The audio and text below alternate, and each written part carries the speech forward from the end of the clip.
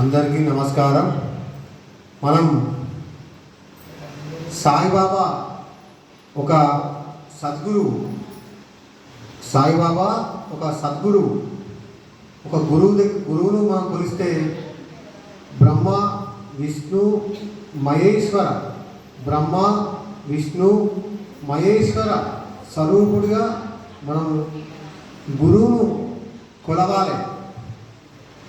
అలా ఎవరైతే కొలుస్తారో వారికి గురువు యొక్క కటాక్షం ఉంటుంది. మనం భక్తి మార్గంలో 9 విధమైన భక్తి మార్గాలు ఉంటాయి. 9 విధమైన భక్తి మార్గాలు ఉంటాయి. అవే నవవిధ భక్తులు.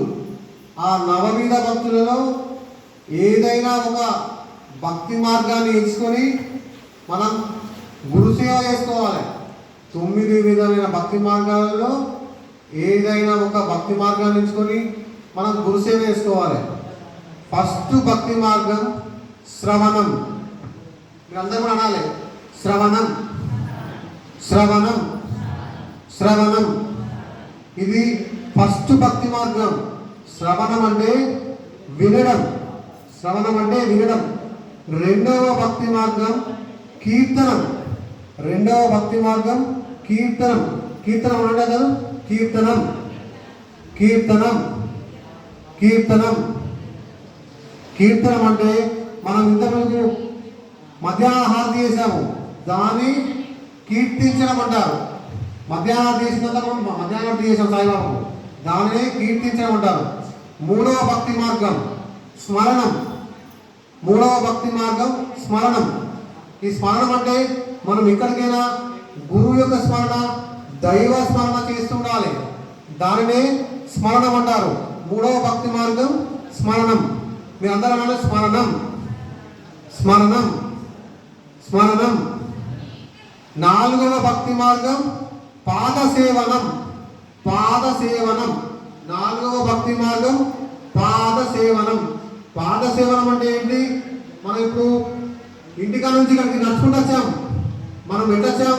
మన కాళ్ళతో వచ్చాం. అది మనకి గుడి చుట్టూ తిరిగి ప్రదక్షిణ చేయడమే కానీ, గుడిలోకి రావడం కానీ, ఇవన్నీ పాదసేవనం కింద వస్తాయి. ఇప్పుడు అనండి గట్టిగా అందరూ, పాదసేవనం పాదసేవనం. నెక్స్ట్ 5వ భక్తి మార్గం ఉంటుంది. 5వ భక్తి మార్గం అర్చనం. అర్చనం. 5వ భక్తి మార్గం అర్చనం. అర్చనం అనండి అందరూ, అర్చనం అర్చనం. మనం గుళ్ళకి వెళ్తే అయ్యారు అర్చన చేస్తారు, మనమే అర్చన ఏమంటుంటాడు. ఇదొక భక్తి మార్గం.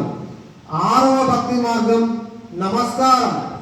6వ భక్తి మార్గం నమస్కారం. నమస్కారం అనేది మనము గురువుకు సర్వస్వ శరణాగతి చేసి సాష్టాంగ నమస్కారం చేయాలి. నమస్కారం అంటే విధమైన నమస్కారం అంటే గురువుకు సర్వస్వ శరణాగతి చేసి సాష్టాంగ నమస్కారం చేయాలి. అది నిజమైన నమస్కారం. అందరూ అనండి నమస్కారం నమస్కారం. 6వ భక్తి మార్గం. 7వ భక్తి మార్గం దాస్యము. 7వ భక్తి మార్గం దాస్యము. మనము ఆంజనేయుడు శ్రీరామునికి సేవ చేస్తాడు, అది ఆ భక్తి దాస్యము. ఆంజనేయుడు శ్రీరామునికి చేస్తాడు, దాన్ని దాస్యం అంటారు. 8వ భక్తి మార్గం సౌఖ్యత్యము స్నేహము. 8వ భక్తి మార్గం సౌఖ్యత్యము స్నేహము. మనము ఇక్కడ వచ్చిన భక్తులతో మంచిగా కలిసిమెలిసి ఉండడం సౌఖ్యత్యం అంటే. శ్రీకృష్ణుడికి అర్జునుడికి ఉన్న బంధము సౌఖ్యత్యము. 8వ భక్తి మార్గం. 8వ భక్తి మార్గం సౌఖ్యత్యము. అందరూ అనండి సౌఖ్యత్యము సౌఖ్యత్యము. 9వ భక్తి మార్గం ఆత్మ నివేదనం. ఆత్మ నివేదనం, ఆత్మ సమర్పణము. 9వ భక్తి మార్గం ఆత్మ నివేదనము, ఆత్మ సమర్పణం. మనము గురువుకే కానీ దైవానికే కానీ మన ఆత్మను పూర్తిగా సమర్పించాలి. అప్పుడే గురువే కానీ దైవం కానీ మనకు ప్రసన్నుడవుతాడు. మీరు అనండి, అందరూ ఆత్మ నివేదనం. ఆత్మ నివేదనం. ఈ 9 విధమైన భక్తి మార్గాలలో మనం ఏదైనా ఒక భక్తి మార్గాన్ని ఎంచుకొని మనం గురువునే కానీ దైవాన్ని కానీ కొలిస్తే మన కంపల్సరీ మన ఇంటిలోనే గురువే కానీ దైవం కానీ కంపల్సరీ ప్రత్యక్షమవుతాడు.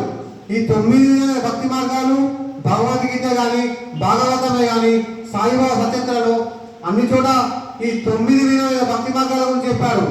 కాబట్టి ఈ 9 భక్తి మార్గాల్లో ఏదైనా ఒక భక్తి మార్గాన్ని ఎంచుకొని గురువుకు దైవానికి దగ్గర కావాలని కోరుకుంటున్నాము.